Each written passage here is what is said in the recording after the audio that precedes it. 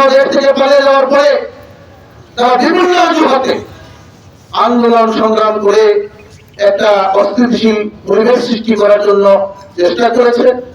আপনারা দেখেছেন কখনো তারা আনসার লীগ, কখনো গার্মেন্টস লীগ, কখনো রিক্সা লীগ, বিভিন্ন লীগের নাম দিয়ে তারা ষড়যন্ত্র করার চেষ্টা করেছে। এদেশের তৌহিদি জনতা তাদেরকে রুখিয়ে দিয়েছে। গত 5 তারিখে শেখ হাসিনা আবার বাংলাদেশকে অস্থিতিশীল করার জন্য একটা ওই ভারতে বসে ঢাকা বাবুদের নিরাপত্তা বলয়ের মধ্যে বসে বসে সেখানে বসে ষড়যন্ত্র করছে এবং দেশকে অস্থিতিশীল করার জন্য সেখানে বসে তিনি হুকুম জারি করছেন। তার প্রতিবাদে